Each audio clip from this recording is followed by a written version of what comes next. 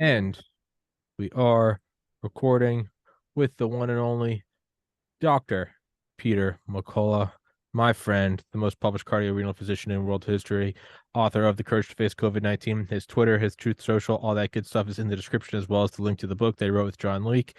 And he is in his brand new studio, so it's only a matter of time before I imagine he will stop responding to my texts, as he is going to very quickly leave me behind in the dust, and I will be a bittersweet memory for him as he reaches the upper echelons of fame and stardomhood. But Dr. McCullough, how are you doing, sir? Tommy, it's never going to happen. I'm never going to leave you. I am Thank in you. the bright new facility, the AFN network, a family network here in Dallas. Our news anchor is Grant Stinchfield, formerly at Newsmax. And I can tell you, I'm a medical commentator. And Stinchfield and McCullough, we kind of blow away Anderson Cooper and Sanjay Gupta on CNN, bringing people the truth. Behind me is the logo for The Second Opinion. The Second Opinion is an investigative show I'm launching with John Leake. We're shooting our fourth and fifth episodes today. It'll be launching in June. You're going to have to tune in for this. This is really well done. It's really well produced. We go through it. Type of stuff, Tommy, that you love to investigate. You know, John Leake, he reaches back in history. He's a detail man. And, we'll go into this with an open mind as we investigate. It's not medical. It's not all medical. Some of it's bioscientific. This one today is going to be about National Institutes of Health grants. But I can tell you, we need this type of journalism out there, just like your show. So important. People are dropping mainstream media like you cannot believe. Tucker Carlson essentially getting iced over at Fox, Tommy. Mm-hmm. What a jaw-dropping situation. And, the media world is rocking right now. They don't know what to do. And it seems chaotic, but as with all history, you never quite realize what's going on until you're 10, 20 years in the rear view mirror. And I've said this before, and I think I've probably said it with you. I mean, if you look at, World War I or World War II, it's neat. You go take social studies in middle school and you have a beginning, middle, and end, and it's all identified. But that's because decades have passed and it's solidified. So what seems chaotic right now with different, social media platforms like Getter or Truth, or I guess Twitter being bought by Elon, or things like Rumble and Spotify rising up. It seems like the chaotic Wild West right now, but I think in 10, 20 years, it'll just be kind of common knowledge. You'll be like, oh yeah, that was the destruction of the mainstream media and the first wave of, of big tech. And so it's hard to see right now, but I think that's exactly what's happening. And it's also because no one does journalism. You watch the news and it's just the same. They're scribes to the king. And I think, well, Tommy, there's no follow-up. That's the thing that makes me frustrated. But we ought to hit a couple of news items. Mm-hmm. I want to get your feedback on it. First one is Linda Yaccarino mm-hmm. becoming the chief operating officer at Twitter. What does Tommy Carrigan say? I mean, when something is so obvious, I tend to think it's not what's going on. If something is served up to, because we see so much that there's so much money behind, fog of war and kicking up the dust and smoke trails and just all the fake leads. So when something so in your face, because what's your immediate gut reaction? Oh, Elon Musk hiring someone from the World Economic Forum. He's been bought out, or he's been corrupted, or it's been corrupted from the start. If it's so obvious, if they're handing you a square and then they're giving you a puzzle piece where there's a square, they never hand it up like that. They never serve it up like that. So if I'm looking at this, I don't know. It seems too simple. And maybe that's just what it is it is so simple, and I'm looking deeper into it. But so that being said, I have no idea what it is, but I would imagine it is not as simple. We just saw with the Durham report that the entire Russian collusion narrative was BS. They're evil, but they're not stupid. They're very good at hiding their tracks. So this seems like a shiny fishing lure. I don't know what's behind it. I don't know who's reeling it in, but it seems way too simple. They're just throwing a softball down the center.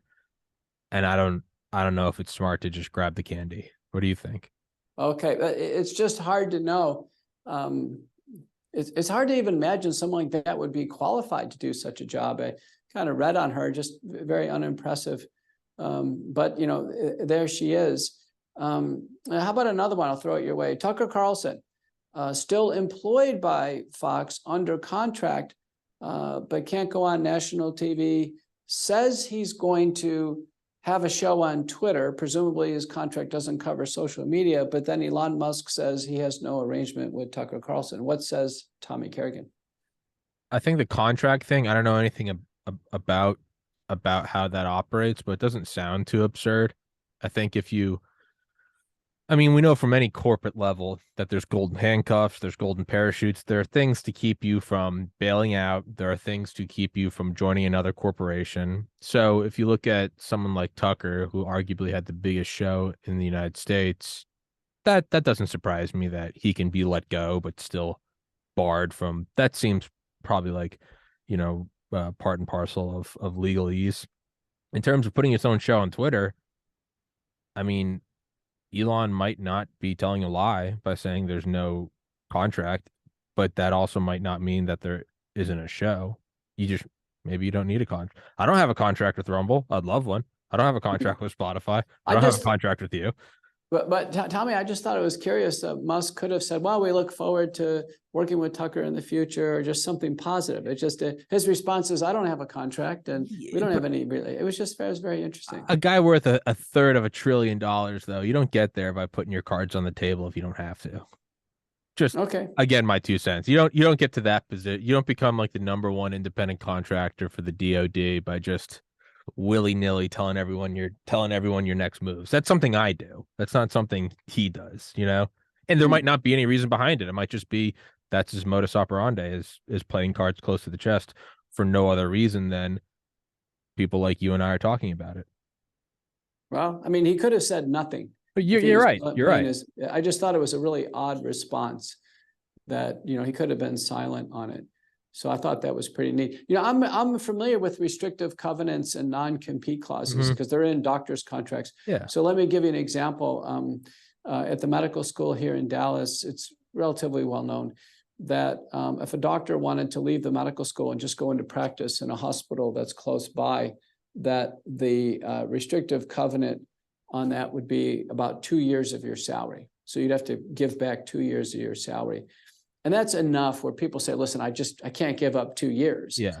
I can't do it. So there's virtually no one from the medical school who leaves and goes into to practice here. With Tucker, I believe he was at 20 million a year or something like that. They may have said, listen, 2 years of your salary if you want to go to another station or go independent TV. And then he may be looking at it and saying 40 million. Okay, well, I can just stay, contracted with Fox, get paid the rest of my 20 million for this year, the 20 million next year, and I'll figure out something else. That may be his calculus. Yeah, it might not. There might not. I mean, it could very simply be the most obvious answer of all, and it's money. That doesn't make him a bad person. I'd probably do the same. You're looking at $20 million, and you're like, but it's funny you mentioned money, and you mentioned Musk, and what'd you say? A third of a trillion. Well, he hit 300 billion last year. I think he's down to like 180 right now. So listen, I had lunch with Eric Naputi, who is a chiropractor who runs some naturopathic companies making unique formulations of supplements. Now, he has a Federal Trade Commission case against him, and the dollar value on that is 508 billion. So the legal case against him is bigger than Musk's net worth. How does that even work? Yeah. How does that? That seems like bluster. No, but that's my point. The numbers now, oh yeah, just they're meaningless, right? So you're hearing these ridiculous numbers. Alex Jones's number is, I think, 500 million. So Alex Jones's jury award, his words are worth $500 million. He didn't. There was no, there was no physical crime. There was no, he didn't steal any money. This and that, just his words are worth 500 million. So the idea is things are unanchored. So when we hear about Good the point. the Biden family, and the Biden family creating a series of LLCs. And the dollar figure they're coming up with right now is 10 million. Yeah. Probably it's not real. Not much. Isn't the Not much. My point is 10 million is not going to move the needle in this day and age when a chiropractor has 508 billion against him. I mean, it's just 10 million is not going to move the needle. The numbers, Tommy, are just different now. Yeah. They're just different. Trump gets a judgment against him in this New York sexual harassment case, and it's 5 million. Yeah. And nobody seems to care. It's just, who cares? Yeah. So I just don't see, the media keeps going, Tommy, for a gotcha. We're going to find this and gotcha. Suddenly the public sentiment is going to turn on somebody. No, it doesn't work that way. You remember there was a Saturday Night Live skit, and somebody was playing that African-American journalist, Walter, I forget his last name, and he was interviewing Trump. Somebody was playing Trump. And then he gets Trump to admit something about, Stormy Daniels, and then Walter looks to the producer. I got him. That's it. Is it over? Are we done? Yeah. Is it over with? And the idea is, no, it's not over with. There is no more I got yous anymore. This is the most interesting thing. People keep thinking, gosh, just one more case, just one more Stormy Daniels, or just one more LLC, or just one more Hunter Biden laptop file, and then suddenly all this stuff is going to happen. The answer is no. I think America is fatigued on this. There is no more I gotcha. Trump broke all the rules. It's very interesting.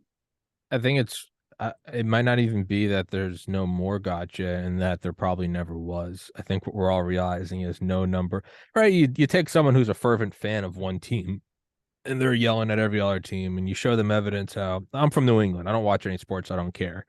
You show someone enough evidence from New England that, let's say, Tom Brady cheated, and I don't care. But what you'll finally get to them, if you're a couple beers in and they finally just go, yeah, I don't care. And that's the thing, is like, I think what we're really seeing is if you voted for Biden or you voted for Trump, aside from a very small fraction of the population, I don't think anyone cares. I think there's just this deep, that's my guy, it doesn't matter. Well, they don't care. Isn't that what happened with the Houston Astros? Right? It's the same thing. Nobody cares. People get to, now in the past they did care. Remember the heart stopper. Remember, some of these presidential candidates, they would have an affair. Yeah, and it would be discovered, and they would be knocked out. You're no longer a candidate if you have an affair, for instance. There've been appointees to the presidential administrations, and they didn't pay the nanny tax, whatever. And that was a big controversy, and they got knocked out. I think we're in a time where the media is completely wasting their time on any of these got-yous. Here's an example. Carrie Lake. They cheated on the election in Arizona. I'm going to go to court and I gotcha. We're going to turn this around. No. And the whole thing fizzles out. Do you see what I mean? So in 2016, Trump gets elected, and the losers, which is Hillary Clinton and the Democrats, election integrity. Oh, the election was thrown, Russian collusion. They raised this whole smoke. No, there's a big investigation. No. Now in 2020, Trump loses to Biden. Election integrity. Well, they cheated. Whether they did or not, no, the whole thing fizzles out.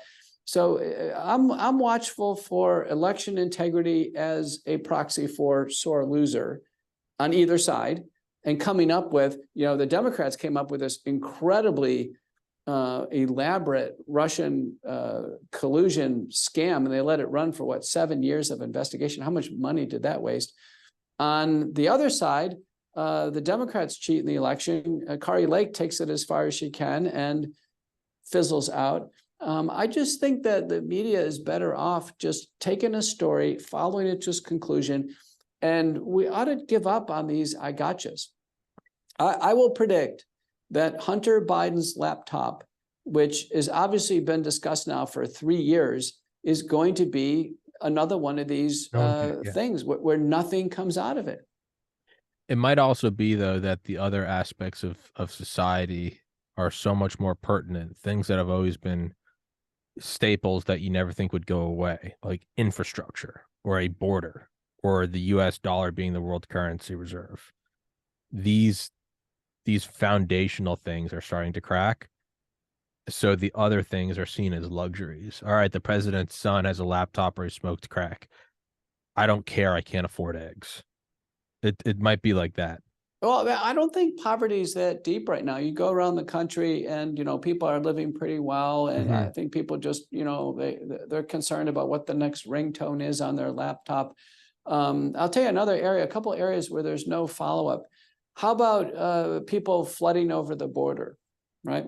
So we're 3 years into people flooding over the border. And every so often we see, newsreels of people in line and they're walking across the border. To me, they always look fairly well clothed and they're just kind of crossing the border and coming to the United States. There's never any follow-up. We're 3 years into this. Where are they? Every so often we'll hear, oh, there's a little homeless camp up in Minnesota or New York or what have you, of which there's always been homeless camps in these cities. Where are all these people? If these millions and millions and millions of people, I tell you, a homeless camp with 1 million people, that would catch your attention. Where are all these people? There's no follow-up. Yeah. There's no media follow-up. Are these people being assimilated into society? Are they working? I had a discussion with someone. They said, well, they're becoming registered voters and voting Democrat. I said, how are they becoming registered voters? I mean, the Hispanic voting bloc is far and away the most underrepresented voting bloc that exists. So I have a hard time believing that they're being registered as Democratic voters. The fact that there's a lack of follow-up, there's a lack of understanding of the motive for an open border. I believe the reporting that the border is open, that looks legitimate. But why and what's the follow-up? So I just heard of something the other day, and that's why I just looked at my phone. There's something that I hadn't heard of that I did see on Twitter the other day that I'd never heard of, and it's called signature reduction, and so this is from May 17th, 2021. I can send it to you.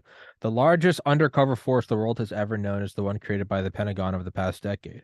Some 60,000 people now belong to the secret army, many working under mass identities and in low profile, all part of a broad program called signature reduction. The force, more than 10 times the size of the clandestine elements of the CIA, carries out domestic and foreign assignments, both in military uniforms and under civilian cover, in real life and online, sometimes hiding in private businesses and consultancies, some of them household name companies. There's a 60,000 person, and I found out about this about 72 hours ago. A 60,000 person force that is, I mean, if you really want to just simplify it, they're putting out fires of stories that the power elite don't want trending. So it might not be that nobody's following. It might be that everyone's following, and there is a very 60,000. Look at what I can do. I'm one person with an iMac. 60,000 people with salaries who don't need to worry about putting out good content. They're just suppressing. It's always easier to destroy than it is to create. And you have the legal force of the Pentagon behind you. It could very well be that everyone's following these stories, and there is a machine no less powerful than actual boots on the ground, but they're boots on the digital ground. Well, I tell you, I got a little experience of that, Tommy. We're all familiar with COVID censorship, right? So you get a tag that you said something about COVID. Well, I've done a few tweets now off of COVID. I'm studying autism and what a big problem it is. And I've now had, when on Twitter, I've had a community commentator raise issues with my tweets and then try to redirect the tweets to some concept. And I can't see the comments. Someone actually took a screenshot and sent it to me and said, "Did you know that there's a community commentator?" So there are anonymous, they go by these different handles, community commentators or mediators, and they're somehow assigned to people's Twitter feeds trying to change the narrative or trying to raise in question the tweets. And it has nothing to do with COVID. Has nothing to do with COVID. So I've had Steve Kirsch has had some of these. We're trying to figure out who these people are. I clicked on it, and on Twitter, you can sign up to be one of these people. You can sign up, and then you're trolling on Twitter, and you're potentially picking out someone else's account, raising questions, and then saying this information isn't right. This is really the real information, and then it says, is this comment helpful? Yes or no? And then you're evaluated on whether or not your comment is helpful. So we're in some new era of Big Brother, some type of watching. You'd like to think there's some central coordination of this. It's hard to know if this is the case, but it's going on. I mean, I'm reporting real time that there's censorship now off of the Twitter issue. People previously have said there's censorship around election integrity. They've said it's around January 6th. That has clearly been on COVID.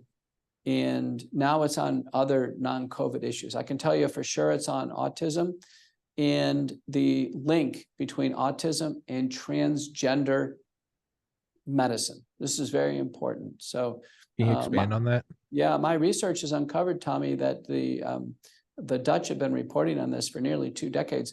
Those coming forward, young people coming forward for gender change because they have ambiguity, they have what's called gender dysphoria.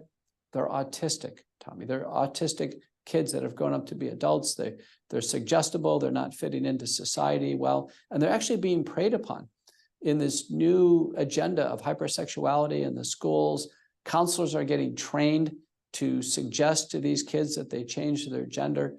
Some states are putting laws in place where the kids start this gender change journey without parental consent. So it's really happening now, and I'm following the outcomes pretty clearly. The autism connection to transgender LGBT is strong. There's a paper by Warrior and colleagues on my Substack, hundreds of thousands of individuals in surveys, and the signal is very clear. The paper by Vander Meesen, even 2 decades ago, showed 20% of the kids having gender change clinically had autism. You can imagine how big the spectrum was back then. So it's probably nearly everyone. And then a paper by Jackson and colleagues from the UK, Tommy, showing skyrocketing mortality of kids who do gender change, skyrocketing. Homicide, which is the leading cause, they actually get killed, suicide and causes and other causes. The other thing we're learning is every single gender change procedure appears to be irreversible, even the hormones. Early on, they use hormones to suppress pituitary function. Later on, both male and female active hormones. And within a month, let's say a girl's voice will not recover. It'll be like a man's voice forever. They're having permanent, when there's breast tissue that start to grow in a man from a hyperestrogen state, it never goes down. The man boobs would never go away. Clearly, mastectomies are not easily reversible. The nipple is gone, and most of the base tissue is gone. So even breast implants later on in these girls. So we're learning it's irreversible. It's 80% sterilizing, and it's increasing mortality. Now, there are multiple states, Tommy, that have current legislation in place to ban gender change hormones and surgeries before the age 18. Missouri just took the lead. Texas is behind it. Listen to this, Tommy. This is jaw-dropping. The Autism Advocacy Network is coming out strongly in favor of transgender medicine and strongly against anything that would prohibit an autistic kid from having this done to them. So are we going to look back on this in 50 years the same way we look at lobotomies or electroshock? That is a perfect analogy. Perfect analogy. And it's interesting. I think you've had him on your show. He's in our circles, Peter Breggin. He's elder now. Peter Breggin single-handedly took down lobotomy as this irreversible, diabolic procedure. That's exactly what we're going to bring up the analogy to. And isn't it interesting that the Autism Network is supporting this? So actually so this is actually a co-conspiratorial incestuous relationship here. Autism, Tommy, when I was a child, was 1 in 10,000. Now it's 1 in 36. At Clay Clark's Reawaken America, I gave a speech on this and brought in the concepts, and I asked for a show of hands, thousands of people in the crowd. I said, how many of you personally is your life been touched by autism? Answer, 30% of people raise their hands, because an autistic child could be a lifelong commitment for the parents and childcare. And I can tell you, putting an autistic child through a transgender clinical program is a disaster. They need special needs education. They need cognitive behavioral therapy. They need help on neuropsychiatric issues.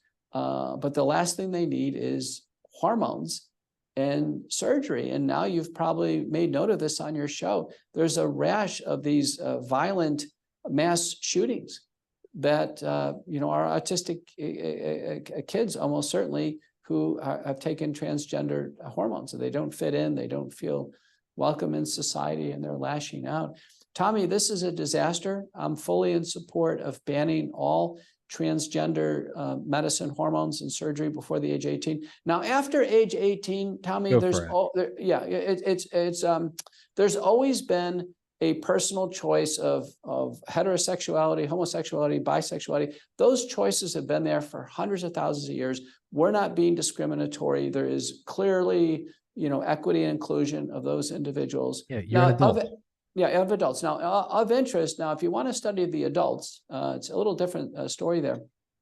And don't do this online, Tommy, you'll be banned forever. But when you get a chance, go on Twitter and type in the hashtag femboy or shemale. And what you'll find is largely bisexual or homosexual men who have gotten breast implants, and they dress up like girls. They look perfectly like girls in every way. And they may have other procedures. They can even have an Adam's apple reduction. It's called a chondroplasty. They can get hair depolarization. They go through these procedures, and they look like girls, and they have breast implants. But what's revealed on these videos is they're fully male. When you get to the male genitalia and testicles, they haven't had orchiectomy.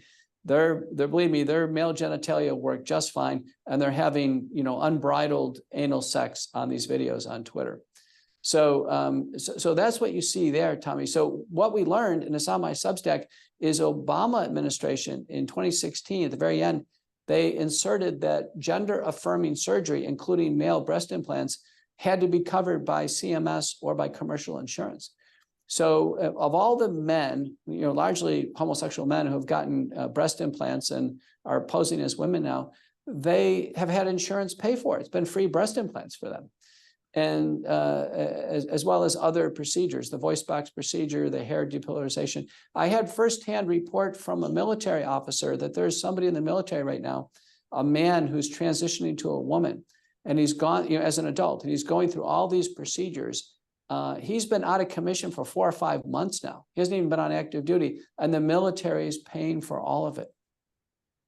So there does kind of seem to be an intricate way to weave yourself into it, in that, I would imagine from the autism front, it's the pressure to be socially progressive. So no one wants to say, no, these are mentally stunted children. They can't do this. But no one cares about that. You just get screamed at and called a bigot. Or from the other aspect, you might say, I think you should be able to do whatever you want. Go skydiving, do whatever. I don't care. You'll get breast implants. I don't care, but I don't think I should have to pay for it. But nobody addresses the I don't have to pay for it. They go, oh, you're a bigot. And so it is kind of hid behind this straw man of, oh, you don't want kids to love themselves. It's like, well, no, they're clinically mentally stunted and or mentally retarded. And it's, no, I don't care if adults do this. I don't care if you want to go serve in the military and go for it. God bless you. I don't want to pay for it in the same way. I don't want to. But an important fine point, the autistic children, they're not actually mentally stunted or mentally retarded. It's really a neuropsychiatric condition where sometimes the intelligence factor is very high, Tommy. They have difficulty fitting in, connecting. They have hyperacusis. They actually have hyper senses in terms of a lot of times vision. And you'll see an autistic kid, like in a restaurant, the parents will put big earphones on. Yeah, sound sensitivity. You'll see that. Of interest, right now at my house, we're watching the series The Chosen. Have you heard of The Chosen? No. And it's a wonderful series. The first season was on Netflix, and we're watching the second season now. But it's really chronicling the life of Christ, all the way through. And we're at the point now where, he's building his team of apostles. And I think it's interesting because the tax collector, Matthew, who plays a pretty big role here, they portray him as being autistic, which is so interesting. And so he's showing the autistic characteristics of not fitting in, and there's a standard kind of way of a posture of the head and neck and what have you. So I think that's interesting. So to summarize where we are today is this epidemic of autism, which has its own determinants. We should spend a show on that. The epidemic of autism is driving this epidemic of childhood transgenderism. The transgender industry, which is really well funded now because CMS and all the insurance companies are paying for it, is driven by the biopharmaceutical complex. All the major academic medical centers are doing this. I checked out the website for Duke University recently. They have what's called a tops clinic and a bottoms clinic. So they're even using these sexual terms, like these kind of fun sexual terms, like, hey, I'm going to get my top done or my bottom done. Yeah. Euphemisms. Yeah, no, this is Duke University. It's a major. So everybody seems to be into this. The pornography is pouring into the school systems now. A lot of the teachers, they don't even know where it's coming from. It's coming from the publishers. There's a famous one called Gay Queer. You may have heard about this. But these books now just depict the kids wide open having sex with one another, oral sex. A couple of the schools have declared sex clubs after school. So little elementary schools or junior high kids actually, have a club that they don't tell their parents about afterwards. And the teachers are fully engaged in this, and the counselors. So Tommy, something is going on, some distortion of sexuality, a blurring of the lines between men and women. It's being fed through this epidemic of autism in part. And Obamacare and all the funding feed into this. But for people who just live a reasonable straight lifestyle, or even a reasonable gay lifestyle, we're looking at this and saying, my gosh, something is really happening quickly in young people. Recent estimate, Tommy, now 20% of Gen Z is LGBT. So let me walk back what I said about being mentally stunted or mentally retarded. How about I'll just remove that and go, regardless of autism, it's just don't do it with kids, period. But yeah, no, it's too many things are happening all at once for me to look at it and just say, oh, this is just an emergent phenomena.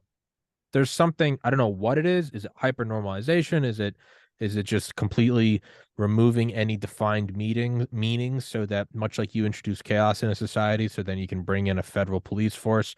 Are we just removing all meanings, much like 1984, 2 + 2 is 5? So once there is no meaning, then you can bring in new meaning and define what reality is. I don't know. Is it just perversion? Is it just money? I don't know, but Well, look at it's this. not coordinated. Look at this aspirational theme of the World Economic Forum and the biopharmaceutical complex, and that is transhumanism. Yeah. That humans really aren't humans anymore. There's no difference between a man and a woman. They're interchangeable. Look at this incredible rise that we're seeing in artificial intelligence now, and where companies are having emergency meetings. Apparently, AI is good enough to completely mimic your voice or my voice. So very shortly, telephone calls are going to be useless because you're not going to know if it's a real phone call or not. Yeah. So, then we're going to say, well, is this a real video conversation we're having right now, or is McCullough really just a, some type of holographic image, or is Tommy a real person? And so you can see this, whatever is going on, Tommy, is going very fast. This transhumanism theme is starting to take hold, if you kind of think about it. And what Klaus Schwab and Yuval Harari at the World Economic Forum has said is that, the next fourth industrial revolution is we change the human. We actually don't change the environment. And boy, humans are changing, Tommy, and they're changing fast. Well, and I know I got to let you go, but to look back at Ray Kurzweil's The Singularity is Near, which I think he wrote in the 90s. I read it in 2007. And he talks about all these, biogenomics, biotechnology, genetic engineering, nanomedicine, linking up with computers. And he was predicting this stuff decades ago, just based on logarithmic charts. But he always talked about how when a technology is being formed, it seemingly comes on all at once. But it's much like a tsunami where, there's a tectonic plate disruption. There's a huge, massive water moved. And for 11 hours and 59 minutes, it's just a bump on the horizon that unless you have buoys or oceanic satellites, no one's going to notice. And then all of a sudden it crashes and we go, oh my God, 500,000 dead in Indonesia. But it's been traveling for a long time. So 1 second compared to 11 hours and 59 minutes is but a fraction of the time. So this thing that is moving, that it's starting much like AI or transgenderism or anything, it's now crashing, but it's probably been coming towards us for decades. Now, I don't know if that means that there's someone or something behind it, but nonetheless, it's all crashing. And much like a tsunami, by the time it crashes, there's really nothing to do. But if I mean you really want to go tinfoil and back up and look at the 100,000 foot view, it might be that this is just a very long subconscious suggestive programming of becoming, transgender. Is this laying the groundwork for in a decade, well, how come a machine can't be a person? Or how come a human can't be a machine? And is AI itself behind that? I mean, what would AI do if you were a hyper genius AI with a 1200 IQ? Yeah, you'd probably start 2 decades ahead of time and be like, we'll start with transgenderism so that in 20 years, no one bats an eye when we start merging with computers. I have no idea. I mean, but I it's not mean, random. it could be. It's not random. I mean, think of all the years now, Tommy, where you and I have been on the phone. We call a service center, and it says this call is being recorded for quality and security purposes, right? So all of our voices have been recorded, forever, right? Think about all the media we do. There's so many images. You type anybody into Google Images. There's no anonymity right now. No one is anonymous. I've always found it relatively ridiculous, this idea of that the goal of the biopharmaceutical complex is to get tracking devices in us. Yeah. I was like, why? My cell phone is the biggest tracking device, Tommy. We're being tracked right now. I don't need a chip in me. These cell phones are the perfect tracking device. So something's going on. I think we summarized things today. I just want to mention to your audience, be sure to follow me in my new show starting June 1st. We'll be launching AFN Network, called A Second Opinion. Remember my podcast on America Out Loud Talk Radio, McCullough Report, every Saturday and Sunday, 2 p.m. Eastern, and then podcast network through the week. My Substack is Red Hot Tommy's Courageous Discourse. Now, probably the leading bioscientific. I do it with John Leake. We have every day. The graphical abstracts is worth it to see it. And that gets out. It's republished multiple different platforms, republished Courageous Discourse.